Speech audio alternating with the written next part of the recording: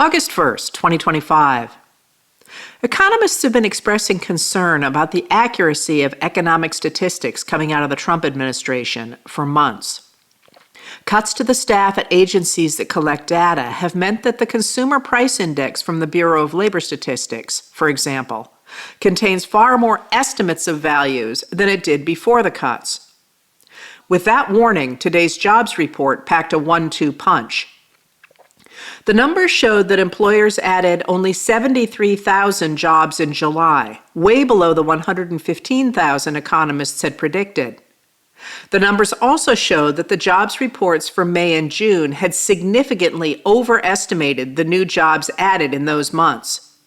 The department revised May's original estimate of 144,000 down to 19,000.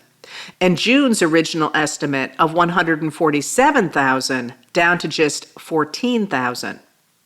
As Julian Berman of the Washington Post noted, that's a decrease of almost 90%. The numbers show that while the jobs numbers have looked good, in fact, the economy has been weakening for months. Trump's high tariffs and the chaos surrounding them appear to have slowed growth almost immediately. The only sector adding a lot of new jobs is healthcare, which is not as exposed to trade policy as other sectors. In contrast, hiring in manufacturing fell to a 9-year low in May.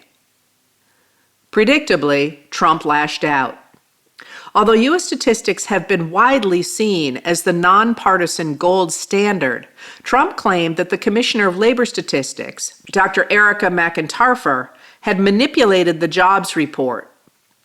In my opinion, today's jobs numbers were rigged in order to make the Republicans and me look bad, he wrote. He fired her. Trump also insisted the head of the Federal Reserve, his own appointee, Jerome Powell, should be put out to pasture.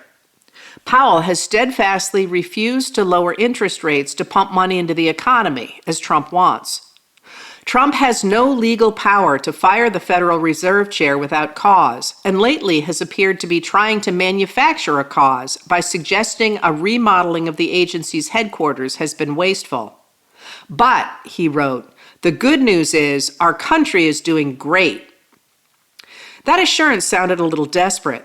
Today's job numbers showing that Trump's tariff war is hurting the economy arrived just hours after Trump announced the new tariff rates he will be imposing on other countries, although he pushed the start of the levies off until August 7th so Customs and Border Protection can prepare.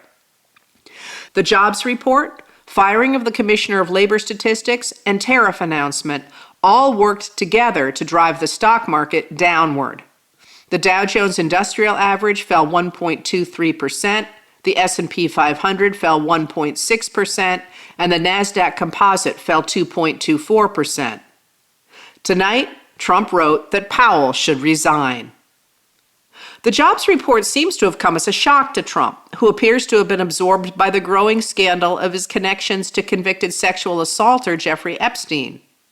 News broke today that officials from the Federal Bureau of Prisons had quietly moved Epstein's associate, Ghislaine Maxwell, from the Florida prison where she was being held while she served a 20-year sentence for sex trafficking, to a new minimum security prison camp in Texas. According to Michael Kosnar and Raquel Coronel Uribe of NBC News, the Bureau of Prisons' own designation policy makes Maxwell ineligible for transfer to a minimum security prison camp because she is a convicted sex offender. The only person who can grant a waiver to that policy is the administrator of the Bureau of Prisons' Designation and Sentence Computation Center.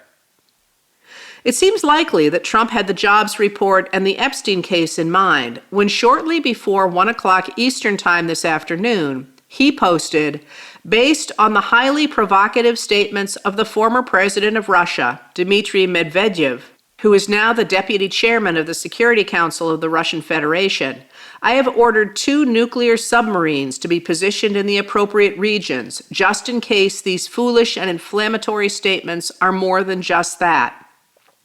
Words are very important and can often lead to unintended consequences. I hope this will not be one of those instances. Thank you for your attention to this matter. In The Atlantic, Tom Nichols points out that Medvedev is little more than an internet troll at this point, and that U.S. submarines carrying nuclear warheads routinely travel through the world's oceans. All American submarines are nuclear powered, Nichols notes. Trump's threat is unlikely to spark a nuclear crisis, Nichols writes, at least not this time. But it is reckless, he adds. Trump knows that a foreign policy crisis and anything involving nuclear weapons is an instant distraction from other news, Nichols writes. The media will always zero in on such moments because it is, in fact, news when the most powerful man on earth starts talking about nuclear weapons. Nuclear missile submarines are not toys, he points out.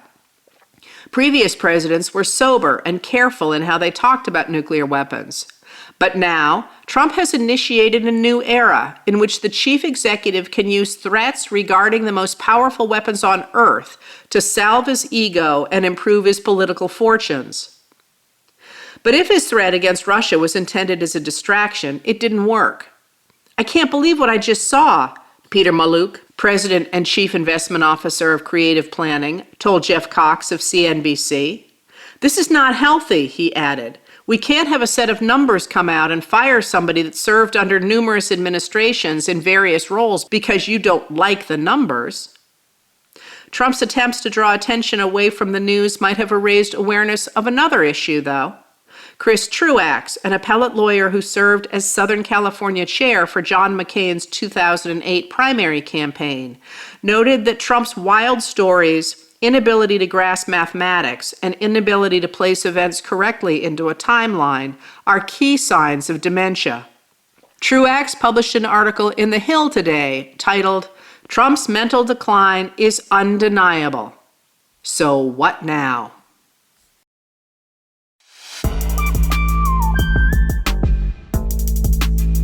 Letters from an American was written and read by Heather Cox Richardson.